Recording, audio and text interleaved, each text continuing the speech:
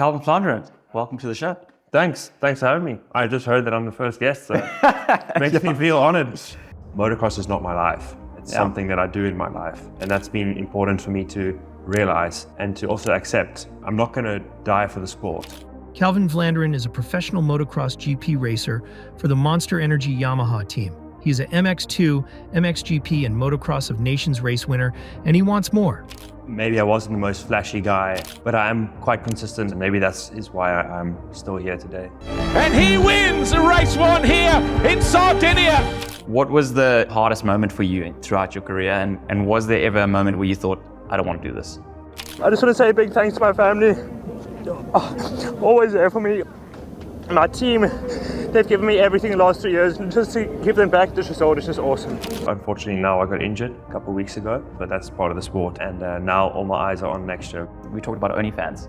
Yes. What do you think about OnlyFans, like being into sport?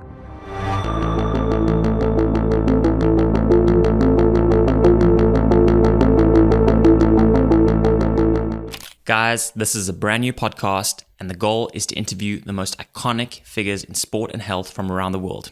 But I need to ask you guys a big favor to please like and subscribe, because it would make a huge difference to the size of this podcast, and ultimately, the bigger the podcast gets, the bigger the guests. Enjoy this episode. Calvin Vlaanderen, welcome to the show. Thanks for having me. I just heard that I'm the first guest, so it makes me feel honored. It's been a long time. Since back in Killarney days. Yeah, long time. Like I said a couple of minutes ago, I don't really remember the last time that I saw you. Obviously know who you are. I followed you the last years. Can't say very closely because obviously I was busy with my own thing. But yeah, it's very cool to see we are in a different country now and obviously gone our separate ways. Went different directions. You went to downhill and I was obviously continuing with moto. Yeah, it's cool to catch up with you, I'd say. It's wild actually to think back to, the last time I really remembered you, that I'd seen you in person. I mean, you were on 85s or 65s, and at a race or training or at one of the events. And obviously I knew you and your brother and your dad was always he's one of the people that stuck out because he was there for years, or you, the whole family. And now to see the direction that you've gone, it's pretty crazy to think where it all started. I think when people see the scene in Cape Town and see what it's like here, and it's quite mind-boggling actually to think that you've made it to this point. Yeah, when you at that age, like 85s or 65s or whatever, you don't ever think. I mean, you have dreams to come to Europe to race and when you hear, like for example now, the last years, like when you're really in it. When you have an injury or you have a setback, you really sometimes take a step back and you take like a bird's eye view of like what you've accomplished and where you've come, and you're like, damn, like I actually done quite good for myself and quite well for myself, and I can be proud of myself. But when you're in it, you always want more. You always on to the next thing. You always, what can I achieve next? So it's cool to think back to the days, Killarney days, just an average, kid from Cape Town, both of us, and look how far we've come. So it's very cool to look back and see it and think about it. It's interesting because I think, back then, a few names that stick out, obviously, like Caleb and Matt Coldenhoff and things back in the day. And when you were racing, I would have, don't say this the wrong way, but I would have never, you weren't the flashiest of riders, especially when you were younger. But you were super consistent and you were always there. Yeah. And I think ultimately that's what's led you to being able to get to this point, because I think it's not always the one who's taking the most risk and they end up getting injured and have all sorts of other problems. So it's wild to think that now you're the one that's really made it to the top of the sport. Because I think maybe some people wouldn't have thought that back when you were younger. They would have thought, the flashy guy who's doing whips and this and that. I mean, I still haven't made it to the top of the sport. I mean, I are you close? In a way, yes, because let's say maybe the 0.1% of the world. I'm in top 5 of the world at the moment, and that is 0.1% or whatever. But my goal is still to be world champion. But like you say, maybe I wasn't the most flashy guy or whatever, but I was consistent, and that's still to this day kind of my strength. You know, I'm not really the most flashy rider on track, but I am quite consistent, and I have you know, proven that the last years, and maybe is why I'm still here today. Yeah, and I think that's, you know, that's shows you again that talent is. I mean, you need a certain amount of talent, but I think when you're willing to work hard at something, I think hard work beats talent. You know, for sure, and I have definitely worked hard to get to where I am, but obviously definitely talented, but definitely has helped. And but talent only gets you a certain level. And when you get to 15, 16 years old, it's not just talent that gets you to a good level. I think it's also that's when you need to start working, and I think it's in every sport like that. And I mean, now you've just signed with, well, not just, but relatively short time ago, you signed with Monster Energy Yamaha. Yeah, correct. When was it? The beginning of the year, right? I mean, yeah, this was something that's been working in the last couple of years. Yeah. I signed with Yamaha in 2020 as like a privateer team. And my goal was always to get to the factory team, hopefully sooner than later. Yeah. It was quite challenging the first couple of years, and that's also why I didn't take that next step to the factory team. But now, last year, results and everything, they could see the progress and see that I was ready, and then they moved me up to the factory team. So at the end of 2023, I signed. Yeah, it's quite I guess that brings also, I mean, it's on the one hand, it's awesome, it's a great opportunity, but on the other hand, it brings pressure and things like that, you know, to deliver. Big time. And then I guess it must have been quite frustrating now, getting injured now. How's that been going? How are you feeling? And when's the sort of plan, I guess, to get back on the bike? When you sign for a factory team, I mean, it's been my goal since like I moved up to MXGP. You know, I was in a factory team with Honda in 2018-19 with MX2, and then I moved up to 450s in the Premier class, and they didn't re-sign me for Honda. That was ultimately my goal back then. Obviously, look for another option, and I went to another team, which was good for me. Honestly, I learned a lot in those years. Yeah. I learned a lot for myself, but also what I need in a bike and what I need in a team and everything like that. Moving up to that factory, signing that factory deal was like kind of relief off my shoulders, but also like, okay, shit, shit gets real now, you know? Yeah. Almost like I need to work harder, or I need to prove myself more, or the pressure was definitely higher, more pressure than I felt before. But it's good for me. I want to be in that position. This is what I've been working for. And so this year, I've taken a good step. I feel like I've improved a lot, not only with my riding, but also mentally. Yeah. I knew that I needed to improve with that mentally. So that was a good step that I've made this year. Unfortunately, now I got injured a couple of weeks ago, which has taken me out of the championship. I was lying fourth in the championship at the time, and that was my goal, to finish inside the top 5. Unfortunately, last year, were you 6th or 7th? I was 6th in the championship last year, that was also a good season, but now my next goal was to be inside the top 5. I was 4th. It was looking good. I was comfortable at 4th. And you recently just won as well again. Or you got on the podium. I got on the podium twice, which was also definitely good. That's also, so I was ticking off the boxes, getting through the season, and then unfortunately happens, but that's part of the sport. And now all my eyes are on next year. But I can be proud of the year that I've had. Looking back, I've definitely had a good year, and I'm happy with the year that I've had. So let's try to build off of that for next season. Yeah, how old are you now? 28. 28 already? Yeah, man. Wow. How old are you? I'm 30, just turned 34. 34, man. Yeah. Yeah. That's why racing, like growing up, you were in a little bit age category higher than exactly. Me. Yeah. Wow. Yeah, it's crazy because the time just goes.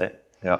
Maybe on that topic, we can shift gears a little bit and rewind to starting. Like, where did it all start? Like getting into the sport, and why motocross? What was it that attracted you to the sport? Good question. Like, why did you do motocross? You know, like it's like it was a hobby of my dad's, and he wasn't allowed to ride dirt bikes because of his parents didn't get him a bike and didn't allow him to ride. So he was like, okay, when I have kids, I want them to ride bikes, because I never got the opportunity to do it. When we could ride a bicycle without training wheels, he said he would buy us a PV50. And that's what he did. And we rode in the park just outside our house. We had a small park there in Cape Town where we rode. And you know how one thing goes to the next. He bought a 50cc, very cool bike. And then we went to the motocross track for the first time. We would ride around and he would like kind of run after us, you know, when we rode, because we would crash and he would just run behind us. And then I remember those days. You know, it's and then it goes to the next class, and then we had our first race and didn't do great, but we were like, he was obviously motivated for the next one. He loved it. It was his passion for us to ride. And I think even now, like, or I'm living his dream basically, because he loves motocross and it's his passion. So I think that's how it started. And you know, when one goes to the next, you start doing well, you win a race or two, then you get a faster bike and you go up to the next category, 65cc. Yeah, that's how it goes, I think. And was it? I mean, you won multiple national championships in the younger divisions, moving up all the way to 125. I think it's correct. Okay. Yeah. And was it? When did it become sort of? When did you reach the point where you thought, I want to be a professional, or was that always the goal? It was. I don't know if it was like a goal. Like, it was never like when I was a kid. I was like, okay, I wanted to be the best motocross rider. But that's every kid's dream, is to be the best, you know. But you never really think it's possible. And then, you know, when you start winning some South African championships, we had a contact over here in Europe. And he used to come to South Africa for... Did you ever train with him, Leon Kispers? Did you ever do it? I know he is, but I didn't specifically train with him. I trained with John for a bit. Okay. Yeah. So Leon Kispers, he used to come down every year, like just a week. He's a Dutch trainer. And my dad asked him, it was like we were 85s or something. He's like, look, Leon, like, I'm not going to waste money if I don't think this is actually going to be worth it in the end, you know? It was at the stage where, as a family, we weren't financially... what's the word? Like, it wasn't just easy for us to ride motocross. It was financially tough. So he said, like, is it worth it for Calvin to do it? Does he have potential to make it as a career or not? You know, be hard, be hard, brutal. Yeah, basically, must we stay in South Africa and just race, and we'll just do it for fun as a hobby, or must we take it seriously? And can he really do something in Europe? And he said, Calvin has talent. He can definitely try to make a career out of it. So yeah, he would come every year, try train me, try improve. And then when I was on 125, I made a switch to say, like, look, okay, let's try and do this thing properly. Came over to race a couple European championship rounds, and I did well. And then that was in 2011. That was in 2011, yeah. And then one team actually got in contact with my dad, and they reached out to my dad and said, look, who is Calvin? Like, where you guys from, basically? Who are you? Because they haven't seen my name before. Yeah. And then I came 2012. I was full-time here in Europe. Yeah, and since then I haven't left. Sure. And did you come immediately to Netherlands? Or the team that contacted my dad was from Germany. So I stayed in Germany for 3 years. Oh, hectic. Okay. And that was still like, I wouldn't say like a pay ride, but my dad was still funding it, you know. Yeah. They were definitely helping a lot with most things, but still I was still funded from my dad. Yeah. Just normal living costs and things like that. And then when in end of 2014, I signed my first professional contract with earning some money, and then that was it. And then I moved to the Netherlands, 2015. Yeah. Sure. Wow. Quite a journey. And I mean, this whole time, like, how was it the dynamic as well? Because you've got a twin brother, Damon. How was it, you know, between you guys growing up? I mean, was he also as keen as you, or was that something that he was, I don't know, maybe bummed that he didn't make it as far as you did, or was he not as motivated as you were? He wasn't so motivated. Okay. And he was, like, even if you speak to him now, he's like, he's happy with the path that he chose. I mean, my dad also gave him the opportunity. Like, Damon, if you want to do this, you need to take it seriously. Yeah. And I was willing to put in the extra effort with training and things like that, and he wasn't. Okay. He didn't want to go running. He didn't want to go to the gym. He didn't enjoy that side of motocross, the training side. Even at the track, when my dad was like, "Come, we got to do like a 20-minute motor with the stopwatch," he was like, "No, I'm not going to do it." You know. Okay. And you cannot reach this level without wanting to put in that extra effort. And he was smart, and he wanted to choose university over motocross. So he went to university, and it was difficult for, let's say, me and him, because we grew up together 24/7, And then when I was, 15, when I came overseas, it was like, okay, I kind of on your own. I came over. My mom and dad would like come back and forth, but they were basically That's based. Young. Yeah, they were based in Cape Town still. But like my brother, he was still in school, so he didn't come ever, Yeah. So it was like to be kind of not torn apart, because this is something that I wanted to do really badly, and he wanted to do his schooling. But it was, I think, more difficult for him than it was for me. But now he's moved to the Netherlands also, and he's living. Oh, really? Yeah. I didn't know that. Yeah, he's living in Maastricht. Which is like funny. from here it's like 1 hour. Last year he was living with me the whole year. Cool. And he moved out beginning of this year.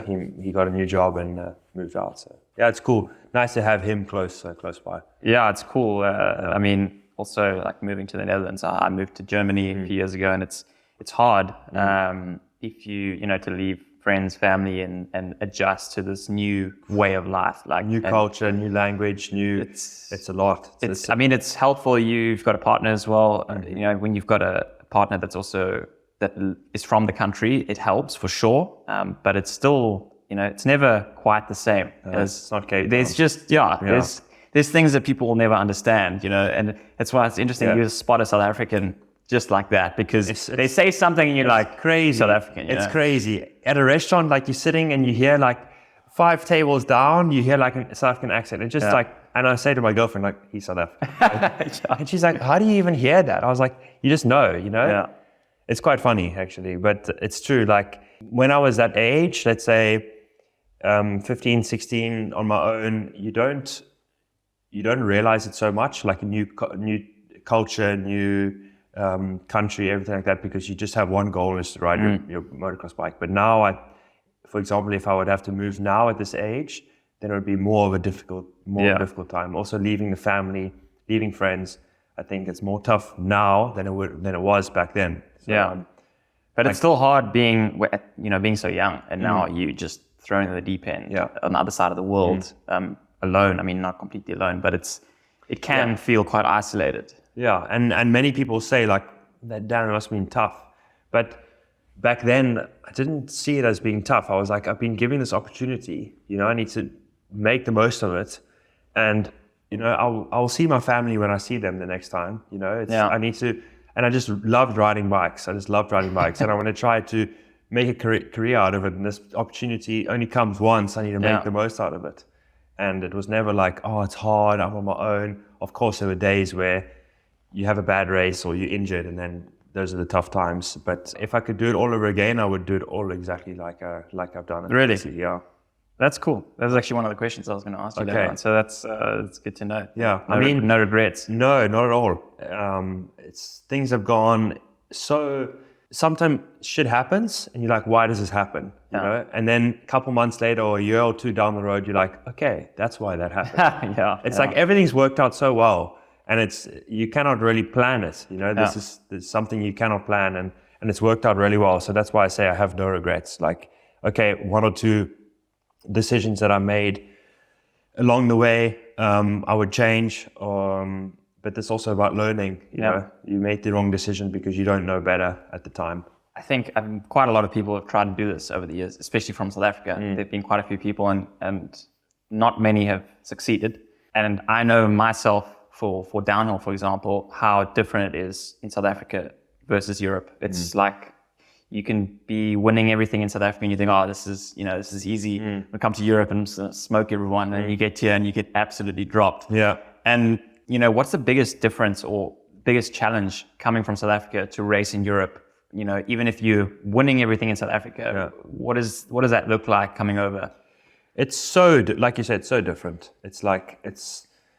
For me, the biggest thing was like, even in South Africa, you have like 10, 15 guys that are on the gate. In motocross, it's different to downhill. You like individual, your timing. But for us, we all start behind the gate. With like 10 guys, but it's like 40 guys, and already having 40 guys going into the first corner is a lot different than having 10 guys. and those 40 guys all know how to start. In South Africa, I was the one guy getting whole shot all the time, you know. And you have just different mindset. The tracks get so much rougher. The bikes need to be so much different because of the rougher conditions. The weather conditions is so different than South Africa. Riding in the rain.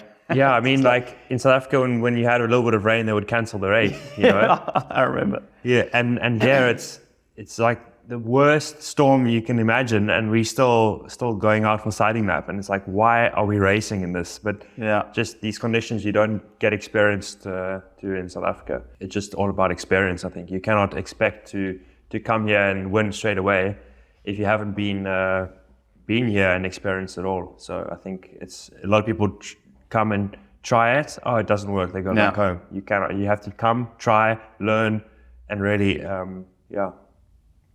just learn and get better all the time. Those first years when you came over, did you go back in the off season, or did you just stay here? No, I went back in the off season. Especially the first years that I was here, like I couldn't wait till the season is finished, then I could just go back home. You know. Yeah. Like I don't know how for you it is in Germany, but where I was living was like in the middle of nowhere. Yeah. I had no friends, no family. Like it was so boring. Back then, social media wasn't really a thing. I didn't have like an iPhone or anything like that. So I would basically come here for the season, arrive like a couple weeks before the first round, and then leave directly after the last round. And then I would spend like 4 or 5 months in Cape Town. Okay. During that October, November, December, January, February time.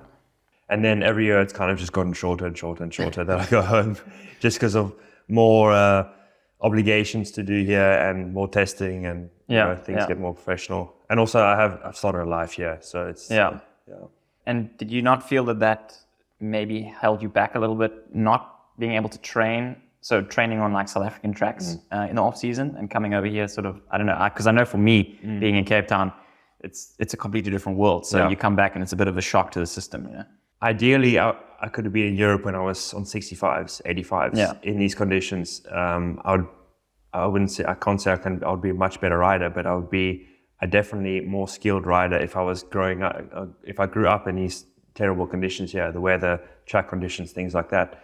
So for sure, going back to South Africa to train in the good conditions, the sunshine, there was also a positive to that, but it's also a negative to it, like you say, because the conditions are just always nice. It was something that, I mean, I had to, because financially it was just easier to go back, and I didn't need to spend I also didn't want to spend the whole winter period alone in Europe. That's the thing that I struggle with the most, to be honest. Just not even so much the cold, but just the darkness. You know, it's dark at 4 and it only gets light at like 9. And it's suddenly the day is over, you know? Yeah, something to get used to. Like, I hate the cold, the weather. I honestly don't like it. Thankfully for me, like December is when I start my training again. So the tracks and stuff here are quite bad. So I always leave and I go to Spain or go to where the nice places are. So I don't really spend so much time in the cold. But I don't. It's good. Like, you need to experience those days. The shitty days. You need to also have that sometimes. You can't always have it. Good conditions, sunshine. Yeah, it's. I guess it's funny in Cape Town. The minute a raindrop falls, everyone's like, no. Yeah, exactly. That's different mentality and different cultures. And I mean, we were just talking about like your whole, process of moving here and everything. I'm sure that there must have been some difficult times, also mentally, dealing with that. What was the hardest moment for you throughout your career? And was there ever a moment where you thought, I don't want to do this? Or was it never the case? Good question. I think the hardest moment in my career was when I look back now. Like, back then I was like, oh, it's fine, I'll get through it. But that's just the mentality that I had then. But now I had a really bad elbow wrist injury in beginning of 2015, just when I signed my first contract. I was out for like 6-7 months, and I damaged a nerve, which I couldn't really feel my hand.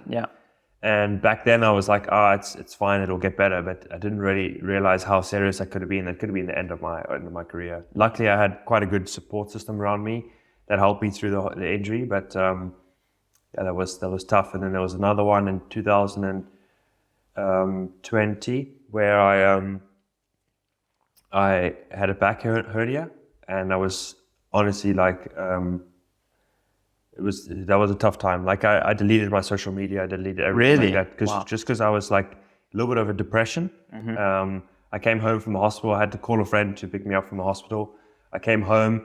He obviously needed to go leave, and I was just lying on my couch, like I couldn't move for a week before I flew back to Cape Town.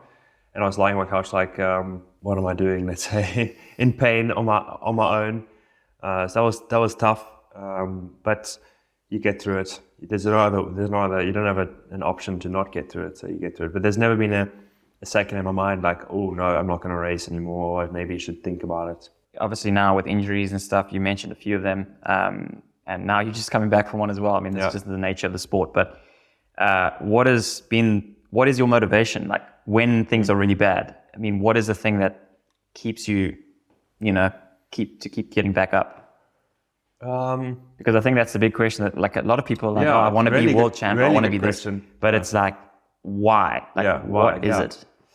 I would love to, because for me the biggest thing is like making my parents proud. Like they've sacrificed so much for me, and for me to one day be able to, it's not about money or whatever like that, but just to be like, look guys, I've done it. Thank you so much for giving me that thing. I think that's my main motivation. Like when I'm having injury or whatever, I don't really think about it, but maybe subconsciously that's in my head. Yeah. That's cool, because I think that's what I would love. Everyone's got their reasons. I would love to just like win the title, pay them back everything that they've given me, But that's you never know.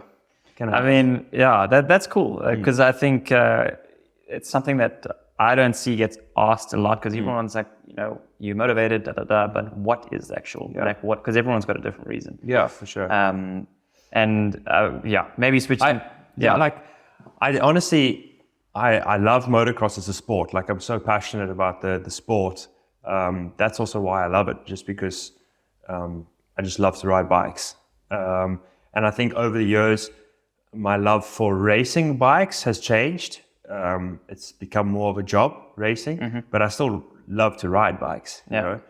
And I think that's also my motivation always to come back, just to get back on the bike. Like even now, like 3 weeks off, I'm like itching to get back, That's a good sign. Yeah, and the day that it stops is when I'm going to stop.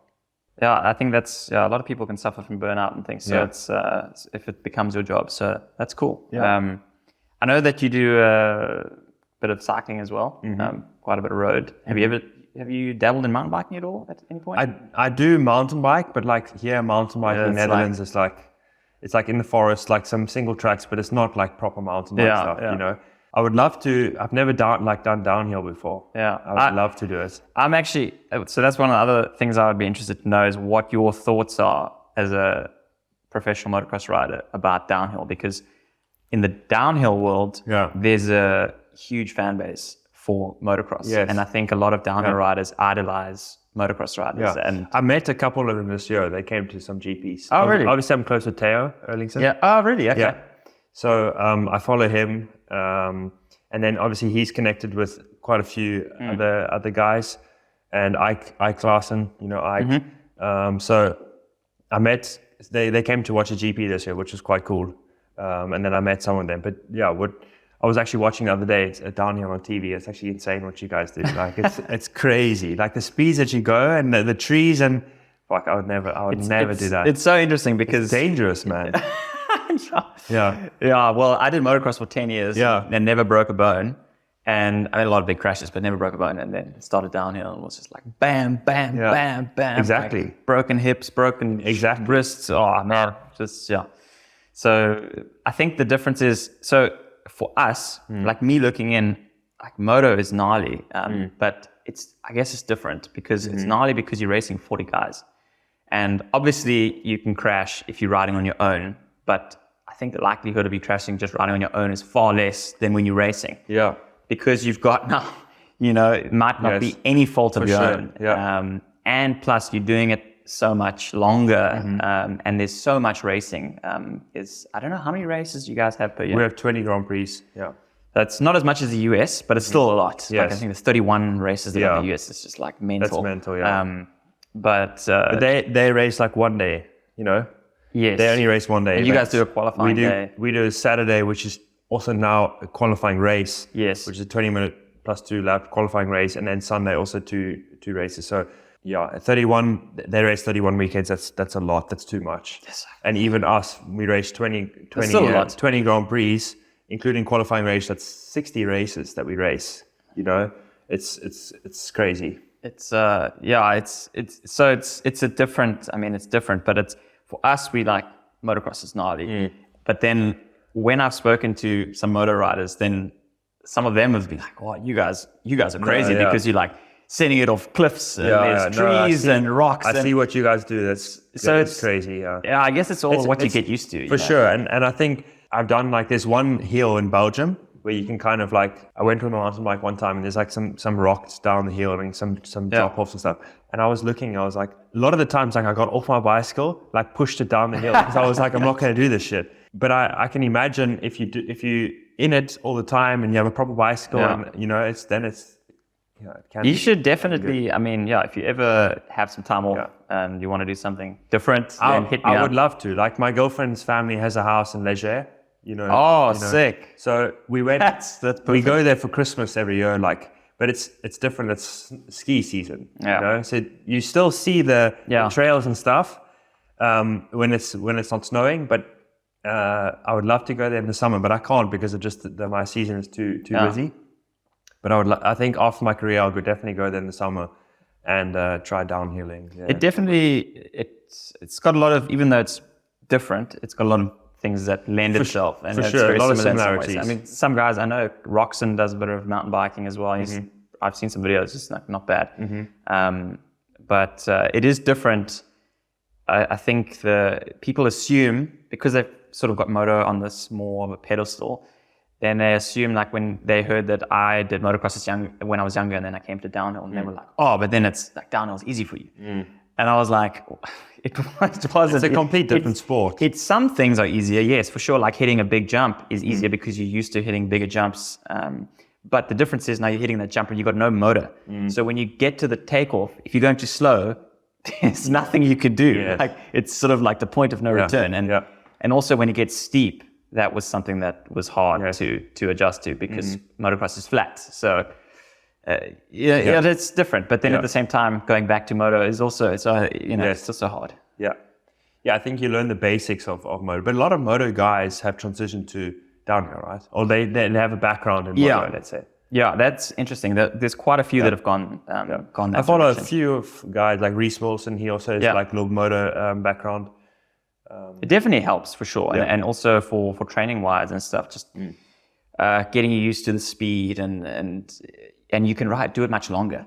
So that's the thing with downhill. True. But I've seen now with downhill, like I thought downhill guys just like party every weekend and they're just like, obviously they take it serious when they're there doing their run and stuff. But it's actually quite serious with how hard you guys train actually. Like I see it with Theo, he looks like he's on the gram, like he's just living a good life, but he's training hard. Like he's, it's getting more and more. Nowadays, it's, when I started 10 years ago, it was talent could bring you a long way, and for sure you needed to be fit and stuff, but it wasn't anywhere near the level it is now. And I think the level at the very top hasn't changed that much.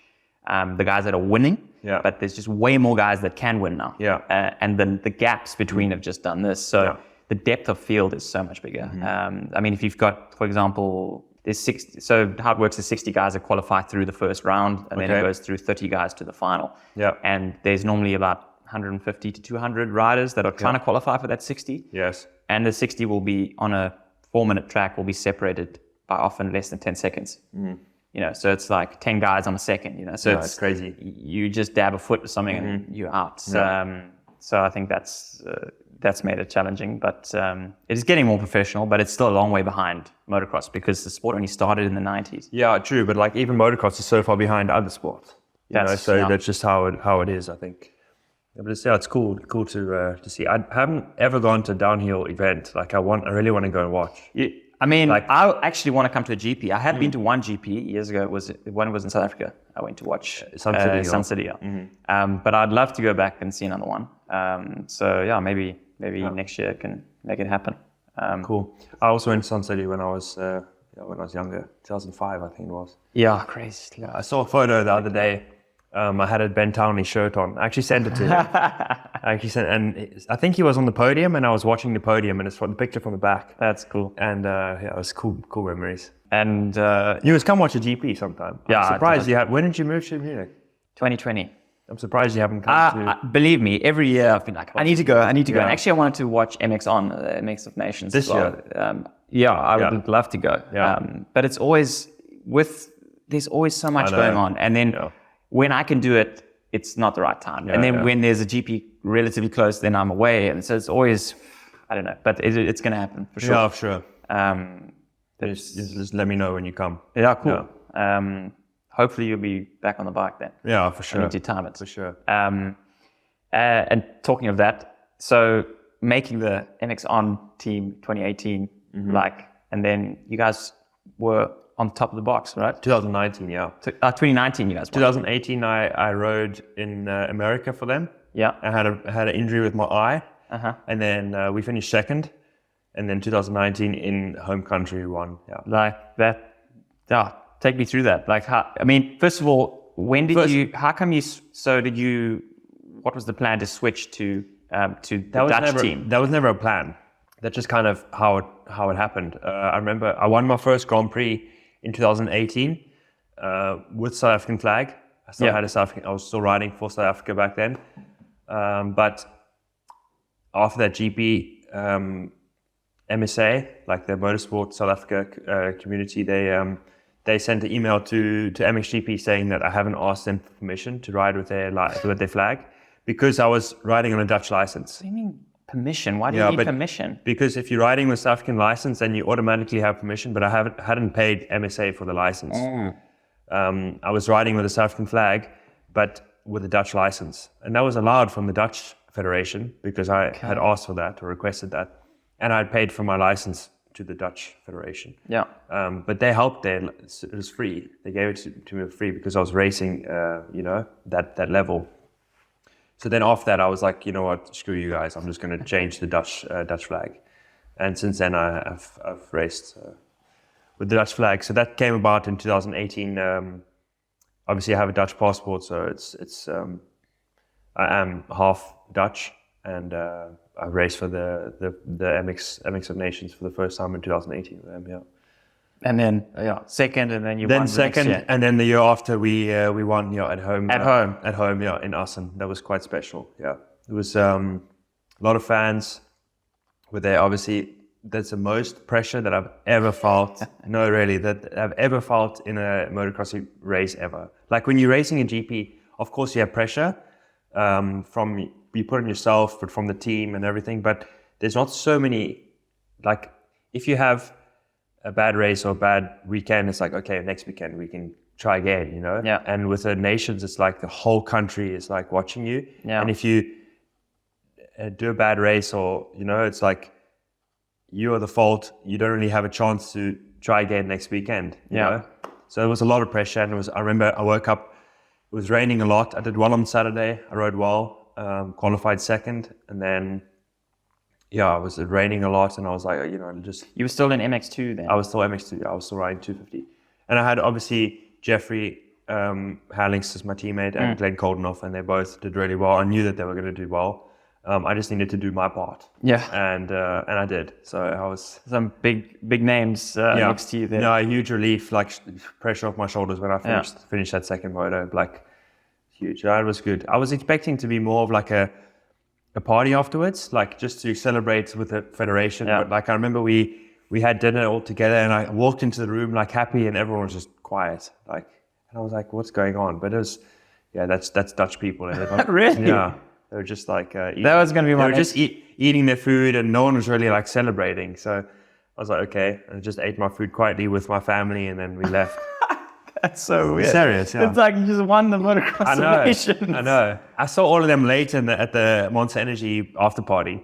Jeffrey was not drinking. Glen was not drinking. Everyone was kind of just like chilled. Yeah. I think that's not what people would expect looking at a bunch of motocross riders. They'd be like, you guys are sending it. No, it's not downhill. Not down. I mean, there were some guys that were sending it, like from different countries, but I guess like maybe Glen doesn't really drink at all and Jeffrey doesn't really drink at all. Okay. So, yeah. That was actually what I was going to ask you next is what's the sort of wildest after party story? Do after parties not really exist in? You know, they do. Like I remember my wildest one is Paul Jonas just got world champion in 2017. Yeah. And at the time I was, I think, just 18 years old. And then you're like, okay, let's get drunk or whatever. You know, at that age, you just want to. Because growing up, I was never really. I didn't go to school. I didn't have those after party, like those house parties and whatever. I was on my own here in Europe, so I was like, and I was quite disciplined. Like I don't drink and stuff like that. Still now, I don't do that. But this was the final race. Jonas just got champion. He was like a friend back at the time, and I was like, okay, let's go to this after party. And there was free alcohol. Everyone was just giving me drinks because I was there, drinking way too much. And just one time, it just hit me like really bad. I was throwing up outside the tent. Oh, and I remember the trainer that I was with. He was also completely drunk. And setting a good example. We still have videos inside the team truck throwing up inside the basin. Like it was just, it was horrible. But it's funny now to think back. But back then I felt, and we had to drive back the next day, like 9 hours. And I felt so sick for the whole 9 hours in the car. Yeah, it was good memories. That's probably the wildest one I had. And then back, like since then, I haven't really gone to an after party or really. That puts you off. Yeah. I'm not really a big drinking alcohol kind of guy. Yeah, so. To be honest, I'm not much of a drinker either. No. I mean, when I say not much, like I do drink very seldom. Like there has to be a really special occasion, but otherwise, pretty much don't. When I'm home and we're having a braai or something, I'll have a beer with my dad. You know, it's off season, so why not? But during the season, I don't touch alcohol from January to October, basically. We talked about OnlyFans. Yes. What do you think about OnlyFans, like being into sport? Because I don't know if you know, but in the cycling world, there's been some, not issues, but the UCI, the governing body of cycling, didn't want anyone wearing an OnlyFans logo to compete. Okay. I know that there was something like that a couple of years ago with Moto also. I can't remember the company's name. Dan Bilzerian's company, like that. Yes, a CBD company. It was CBD company, but then there's also another one, no?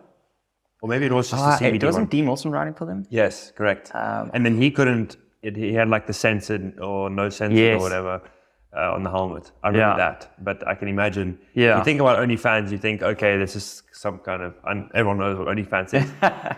But so that's what you automatically think. But I think it's cool. I think the more brands we can get into the sport, the better. Like this, I'm sure that having OnlyFans, like I know because of Logan Carnell, like how much publicity he's gotten from having this as a sponsor. It's only good for the sport, I think it's so many people from outside of the sport like, oh, what's motocross? Then they're tuning into motocross or downhill or whatever. I think it's cool. I think you need to try and get as many sponsors in. It's interesting because a lot of people have different opinions. You've got people that absolutely love it, and then you've got people that are not for it. And I've noticed that it was something that when I signed with them, it was something that I really needed to consider. But for me, it's only been a positive. Even though for sure there's the odd person who's not interested, but most people have been, especially in the mountain bike world, have been really for it. Yes. But at the same time, it has had various challenges, especially with governing bodies and things. But for me as an athlete, it's been a positive because it's brought me way more media attention than than I would have had if I had some other sponsor. For sure. And I've seen the same with Logan in the motor world. I mean, he's a privateer, but he's gotten a lot of exposure. It's cool to hear that you guys are for it. I don't know. I'm not sure if, like, let's say a factory team would be happy with it. I don't know, because of having like the manufacturer and it's very corporate. I don't know how they would feel about having a sponsor like that on board with a rider. Maybe I should try, see how they feel about it. It's get in contact with OnlyFans. I think it's also a situation of being new, and it's obviously different.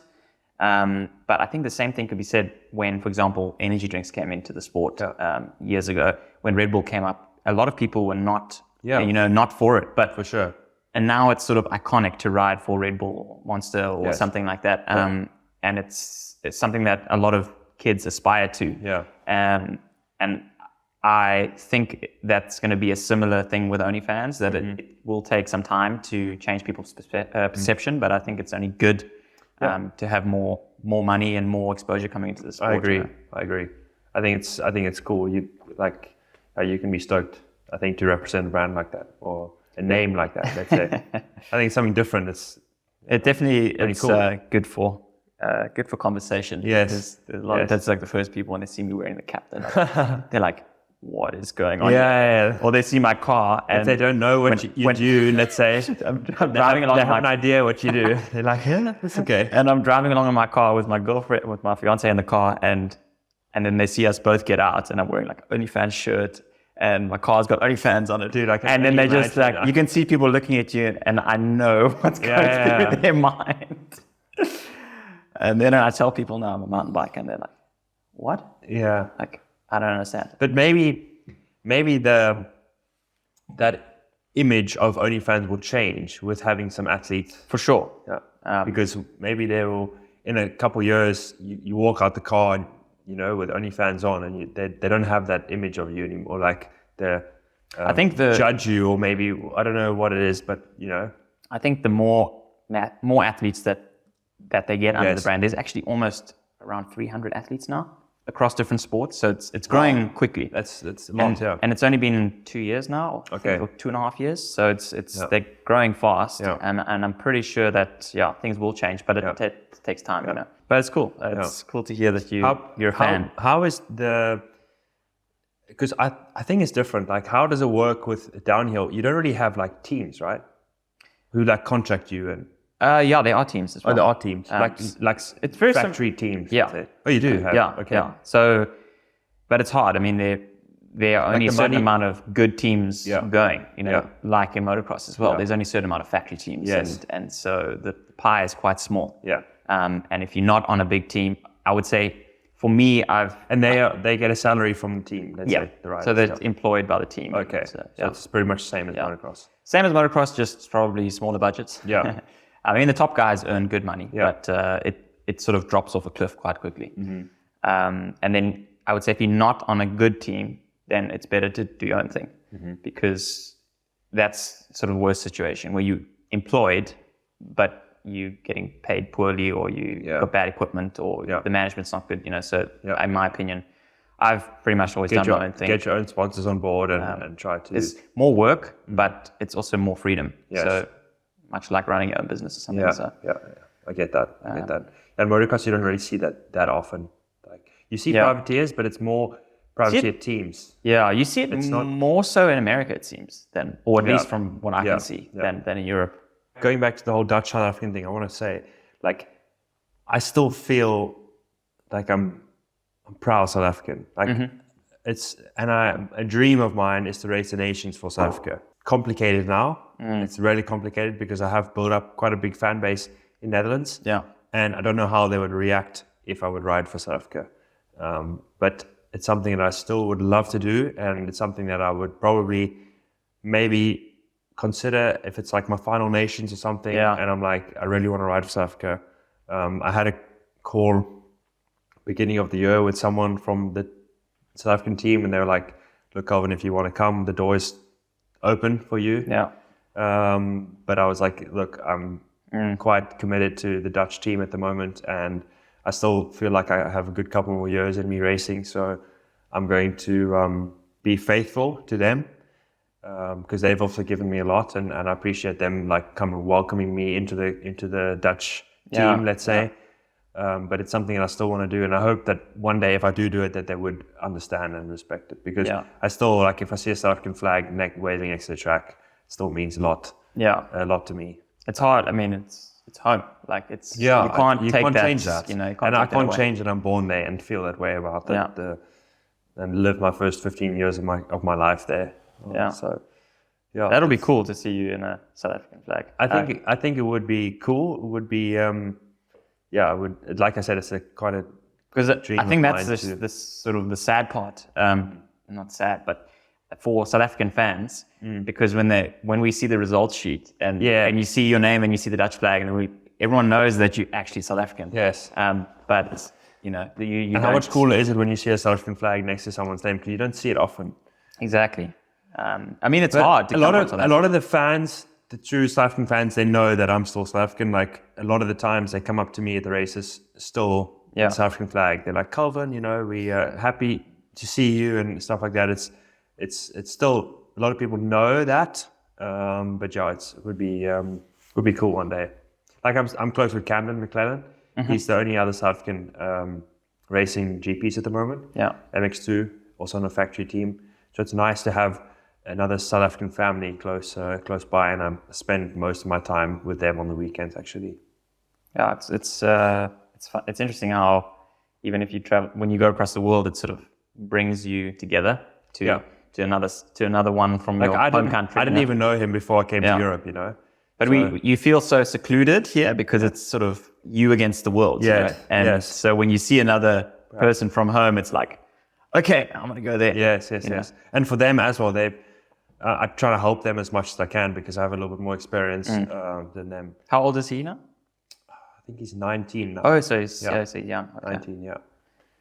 Yeah, no, he's also got a bright future. It's cool to see. So still on the Motocross of Nations and countries and all that, I assume, or maybe I'm wrong, would that have been the highlight or your sort of best moment of your career, or was your first win? Not really. Like the Nations is, for me, lost its name a bit. Like it's not the same as it was maybe 5-10 years ago. It's different. Like even now that I'm not racing it this year, okay, I'm disappointed in a way, but I'm not employed to race the Nations. You know, I'm going there basically for free, risking a lot. You know, when we won in 2019, I got not a lot of euros from that. It was basically just like a clap saying well done, and and that was it. You know, of course the whole publicity I got from it, that was worth it. But it's lost its name because of that, and a lot of the top riders are skipping it now because it's not in their contracts. The season is so long, they don't want to do an extra round to risk for nothing, basically. I wouldn't say that was definitely a highlight of my career, winning the Nations, but I wouldn't say it is the highlight. I think my GP wins have still been my highlight. Them like individual won, and now it is like in a team we won. Yeah. So I think definitely the GP wins were and best day in your career, would you say it's the one when you won 250s or 450s? 450s. Okay. 450s. That was such a good. That was last year, right? 2021. Oh, it's 21 already. Yeah. And you went 1-1, right? Went 1-1, yeah. I won the qualifying race and I won both motors on Sunday. I was first in time practice, first in free practice. What happened that day? I wish I try to repeat that day every single GP basically. It was just like going up to the weekend. I felt good. Like I didn't really do much riding on the bike because I knew that physically I was strong and that I felt comfortable with the bike. That year, the bike in the sand was working really good. And I knew that my setup in the sand was like perfect. So confidence-wise was good. And I knew like this was my time to get on the podium. And then, I rode good. And that was after I won the qualifying race on Saturday, I was like, I can actually win tomorrow. Yeah. And that was like my goal was to win. And I knew that if I just... Like I trusted my bike so much then in the sand. Like setup nowadays is such a big thing with the bikes, and my bike then was working really good. That's I could just do everything I wanted on the track and with the bike, and it was all that practice, feeling, all that practice at Melkbos back in the day. Yeah, and then at PE, you know, it's kind of it was really that Sardinia brings me back to like PE, like really similar to PE how it is. So that's that was it. That the other day was pretty special. Yeah. For sure. Insane. That was for a South African for the South African fans, that was like, you know, obviously when you won in 250s, that was already a huge step because not many people have done that. But 450s, not many guys. There's a very, very small list of guys that have won. In the 450s, especially gone 1-1. Yes. Yeah, for sure. And beating guys like Jeffrey and Prado and all those. Well, I mean, Jeffrey's one of the best guys in the sand.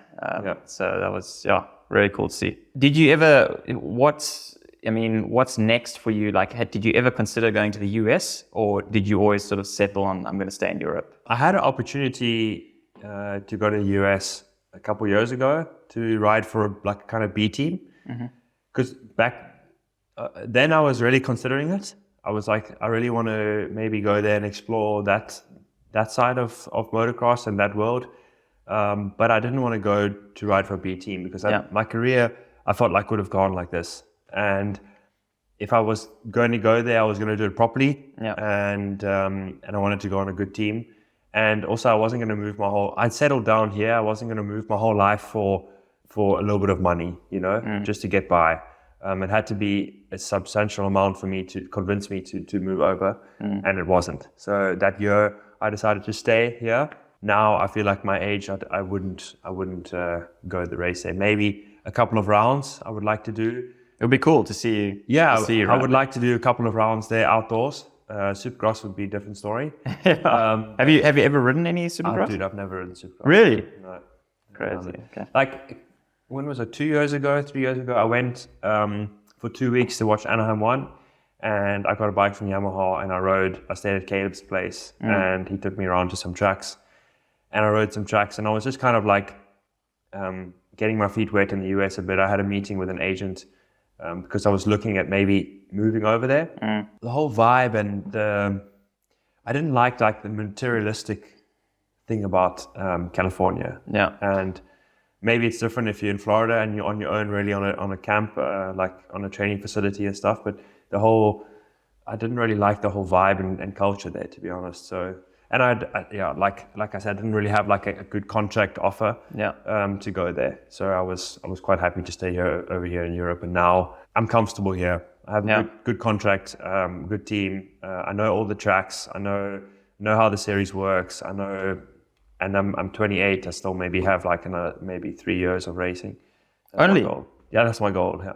So you wanna retire in about 3 years? Is that sort maybe of when I'm like I haven't got a plan. That's not what I'm saying. But I'm saying maybe when I'm 31, 32 is when I'm gonna think. It's not that old. I mean, I guess it seems to be getting older. Yeah. Like if you look at guys like Chad Reed and stuff, they've gone up to almost 40. Sure. But I like I said, if I still have that fire in me when I'm 32, I'm still gonna race because that's what I love to do. But if I don't have that fire in me, it could also be next year that the fire goes out, and you don't know. Yeah. So, but that's in my head. My long-term goal is to race until I'm 32, and then we see maybe I can go over to race some races in the US or enjoy a little bit the sport. Yeah. Because you lose that over the years. You lose the fun. Yeah. And that's something. It's one thing with injuries actually, that as much as injuries suck, I think that time off actually does you good mentally. For sure. At least it helped me, I know, because it's hard to go like, back to back to back every year. Mm-hmm. Yeah, it's like one thing is like I said, I'm still learning, but it's been very much a learning curve to find like the balance between taking it serious and then also having fun and enjoying life. Yeah. And that's something and every rider is different, And a lot of the trainers, teams, they look at some of the good riders and they're like, this is how you should be. But for example, Jeffrey, he's like all in all the time, Yeah. So like it's everything to him. Not now anymore, but back then. And Caroli was like completely different. Didn't train so hard off the bike. Really enjoyed his life. Went to sleep late. Just ate whatever he wanted. And I think that's maybe why he did stay in it as long as he did. Yeah, exactly. And it worked for him, but that would never work for Jeffrey. And every rider is different.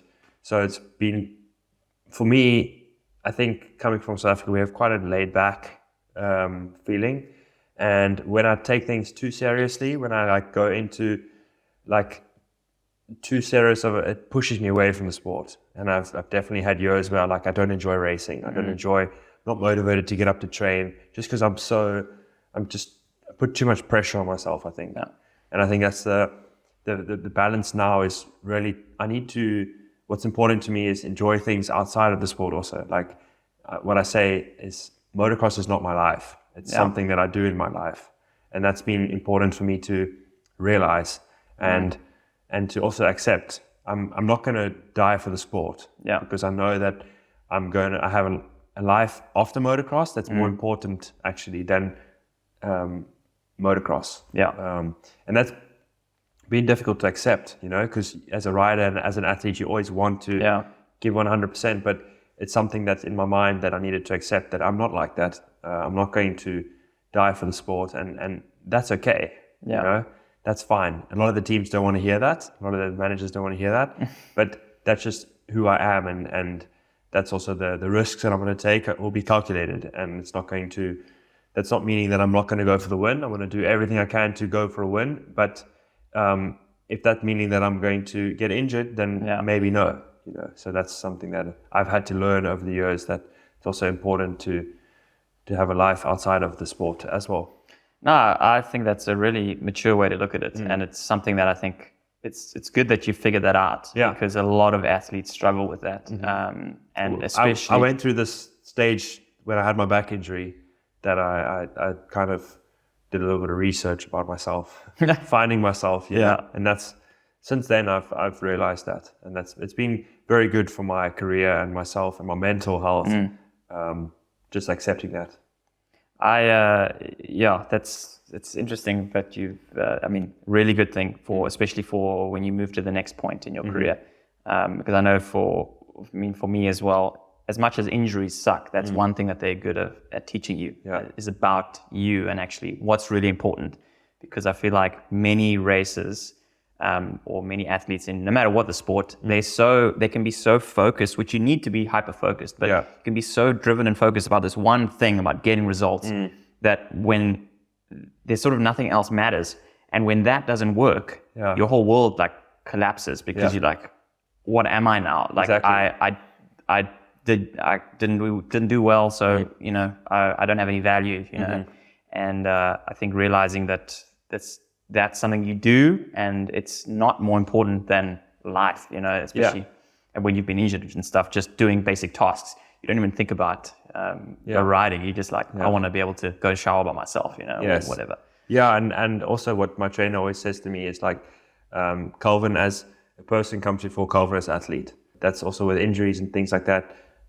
Not to rush it, not to take your time, because that's more important to live a healthy life than to not be able to race motocross one day. You know what I mean? That's something that's difficult to accept sometimes, difficult to hear. But he is right when he does say that. I'm like, okay, I need to take a step back and put myself first as a normal human being than as an athlete. I think a lot of what you mentioned, the teams and stuff, maybe even sponsors, might take that the wrong way.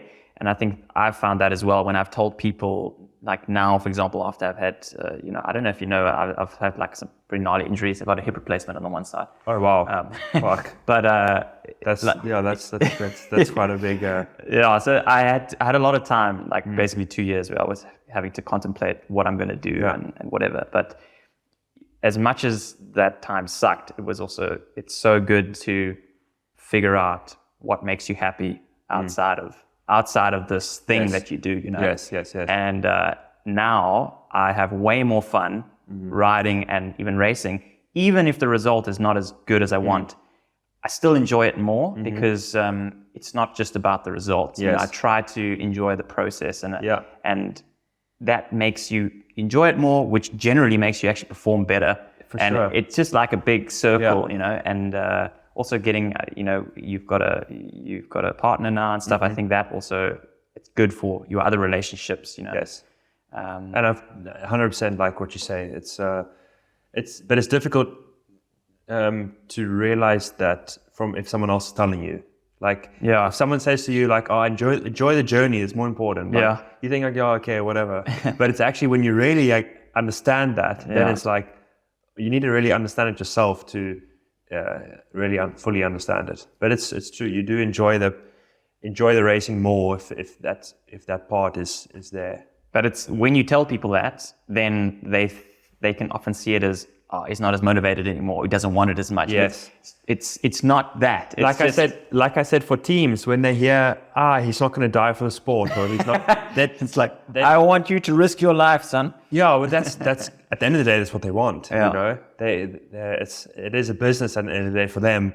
Yeah, I think that's what they don't really like to hear that. But in a side, then I always say, like, what would you do? You know, as an athlete, put yourself in my shoes, because there are riders that do.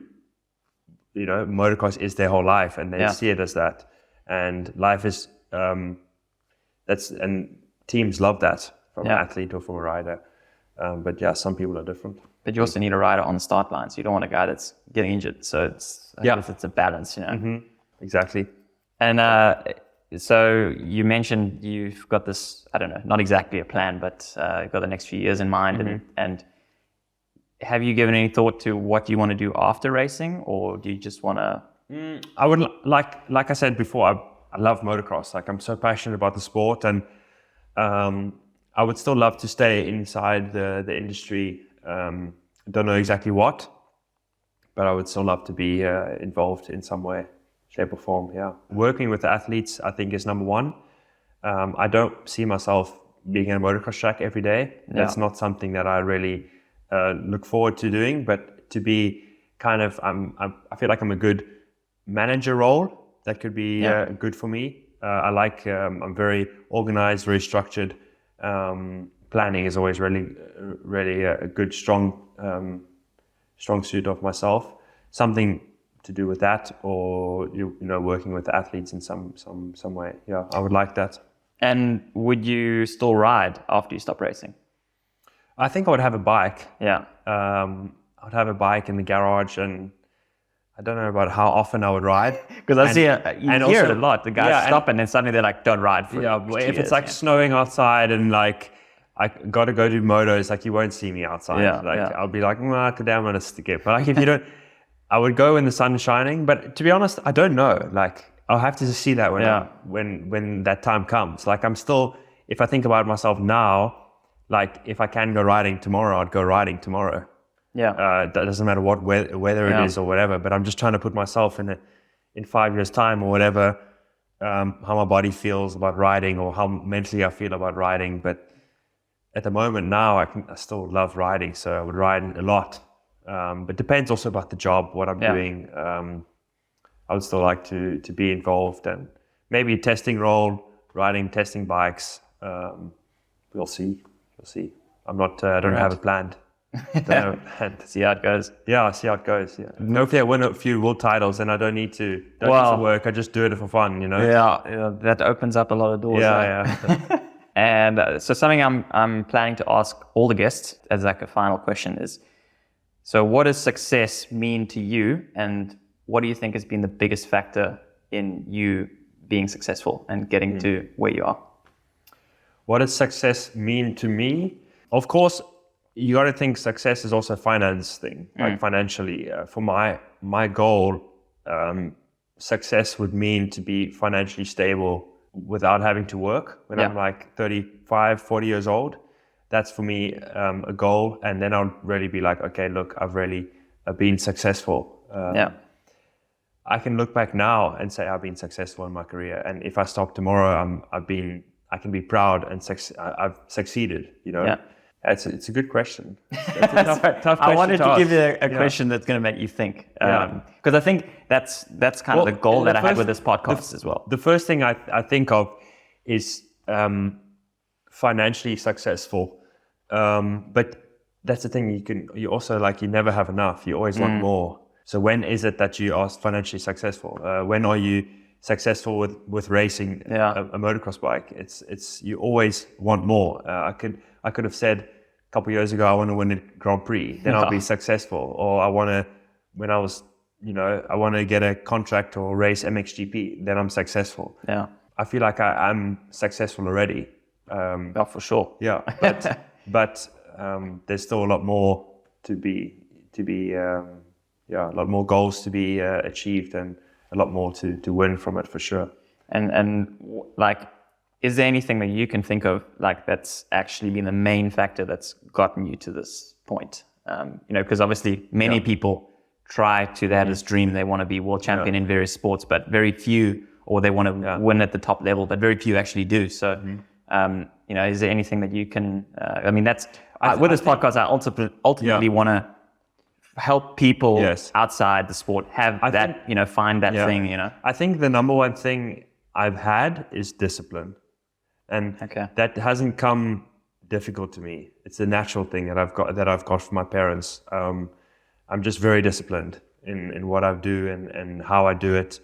I remember like when I was 12 years old when I started training and my trainer would put like 30-minute runs. I had to do 30 minutes. I couldn't do 29, you know?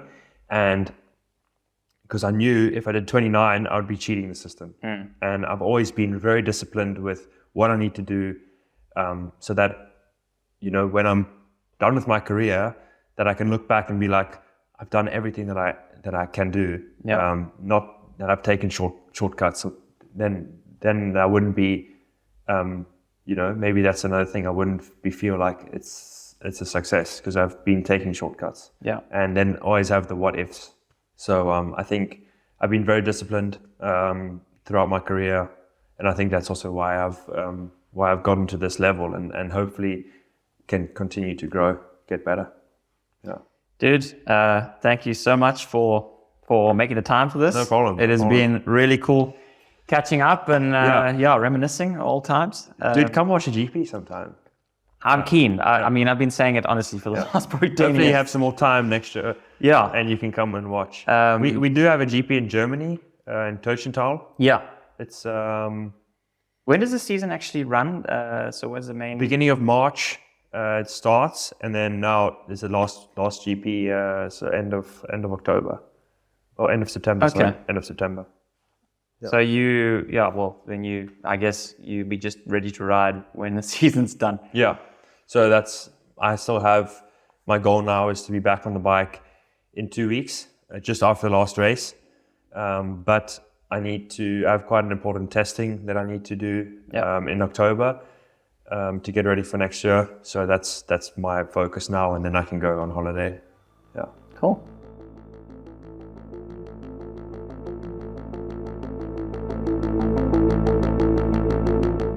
That was iconic.